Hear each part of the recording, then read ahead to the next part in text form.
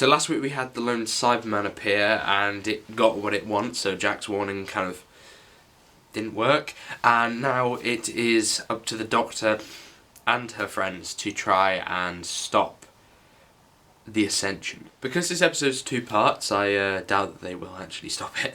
So I think that there's a reason why none of these people, like, there's all the Cybermen that we see in the trailer, all three of them, all of them are not completely upgraded. I think these are like Mark 1s, so, you know, like the lone Cyberman himself isn't even, like, he doesn't even have his face fully covered. I think that the Guardian thing that they've now obtained means that they can't go any further for whatever reason. I think that the Guardian itself is some kind of leader, or like a cyber controller of some kind, which means that whoever that inhabits has control over the Cybermen. So the first thing that is my kind of prediction, etc., is that during the episode that we had last week, the haunting of Villa Diodati, that's close enough, the Doctor, when he sees that this Guardian thing has been sent back in time in the hopes of preventing the apocalypse, I suppose. But who could this person be? I think it's probably one of 3. Jack, or one of the female character that we see in the trailer, we'll get to her later, and there's this bloke that appears in one promo image. So if someone was to go and send this thing back in time, they would have to be quite smart and have access to some kind of time travel. So maybe it was a doctor of some kind, maybe it was the Roof Doctor, but I doubt she would do that because she doesn't seem to be a full-pledged hero. She's a bit of an anti-hero, I suppose. She's basically the Punisher, but like a Doctor Who version. And then there's the possibility that it could be Jack, you know, using the time vortex manipulator thing. All good theories. And the other thing to drag over from last week was the numbers. Percy Shelley was writing down numbers everywhere, which must have some relevance, so much so that at the end of the episode the Doctor says that we need to get these numbers because they have some importance, so I imagine them popping up at some point during the next episode or 2. But there's theories of them adding a new Doctor, another Doctor in fact, because we've already got the one this series, the one extra Doctor. That went on too long, didn't it? Okay, I just had to get that off my chest at some point during the video. I just had to acknowledge that Welcome to England. The weather changes throughout the day, and the light never stays the same for longer than 10 minutes. Right, so Julie Graham is playing a character in the episode that is considered to be quite heroic. The Doctor Who magazine did a whole thing on her, talking about her role being really important in the episode, which makes sense because she's a side character that seems to be very well connected, you know, into this world. That she's going to be the gateway how we see, you know, how the world died, I suppose. But there's a theory going around that she is also another Doctor. How I feel about that is I'm not completely positive that that's a yes, because there's hardly any evidence to say yes to that. You know, just because she's playing a big role does not mean that she's necessarily going to be the Doctor. I'm still going for the theory that the Roof Doctor, you know, the fugitive, is in between the 2nd and 3rd Doctor still. You know, there's plenty of videos. In fact, I've done one myself in a previous What We Know So Far video for the Praxis episode when I talked about that theory. I think it's a good way of not belittling the previous stuff and not overcomplicating the future and all that kind of stuff, just to stick it in at like an extra like section that they kind of missed out originally. I quite like that idea as well. But whether they're going to add another one is something that I don't really feel like would happen, compared to, you know, you've got the Cybermen, you've got too much to do. Adding another Doctor is something that I'm just not exactly feeling would happen. But it is Series 12, and Series 12 has had a lot of weird stuff that I just didn't expect. I may be proved wrong on Sunday.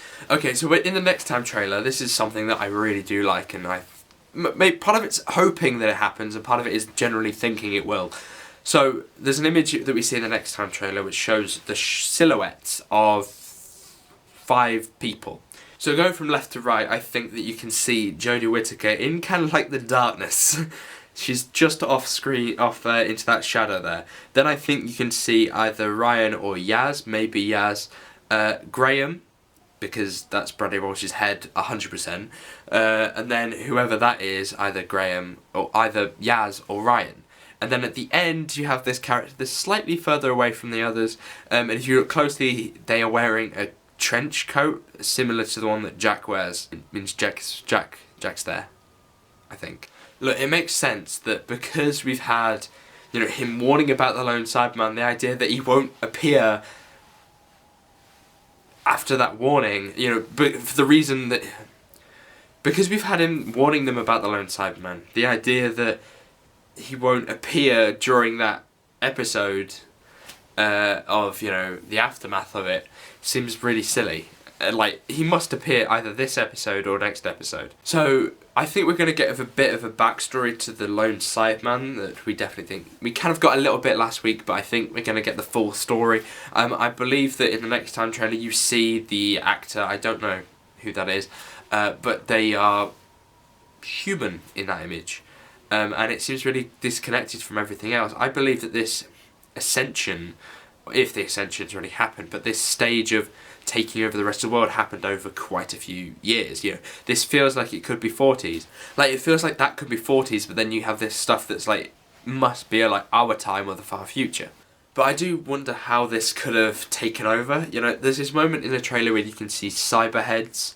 On Twitter, I've seen a few people say that these could be used for like conversion, which is pretty nasty. So basically, they would clamp onto someone's head, and then sort of take them away.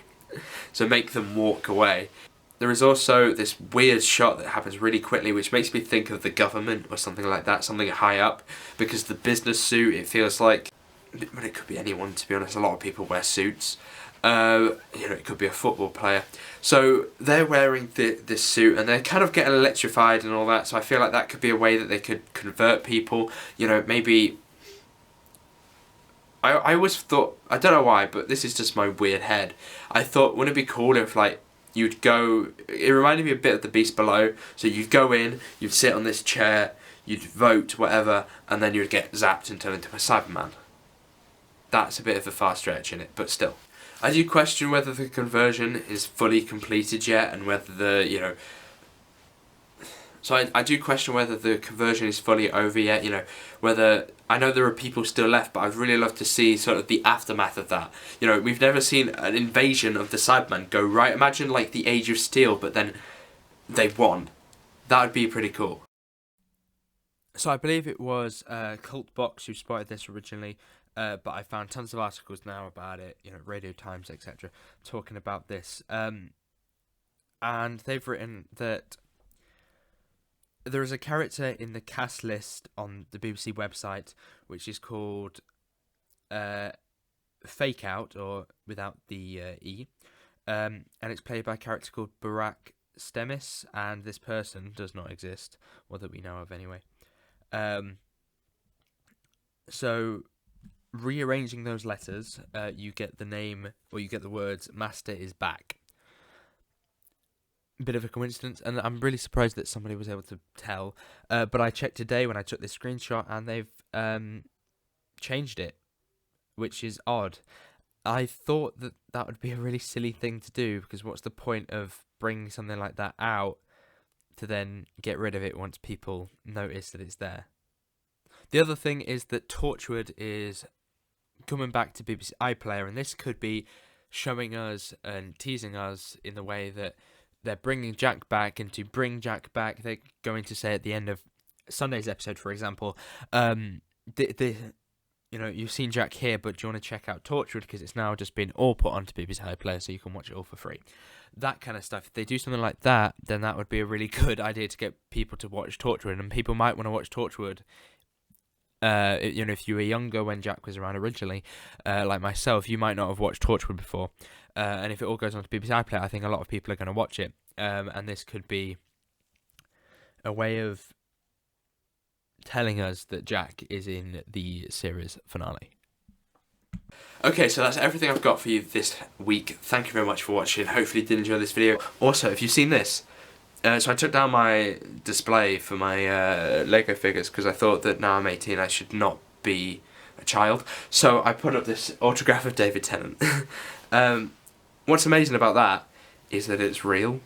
I just had to acknowledge the fact that that existed. Okay, so thank you very much for watching. Hopefully you did enjoy this video. If you did, make sure you give a like, subscribe if you're new, and I shall see you soon.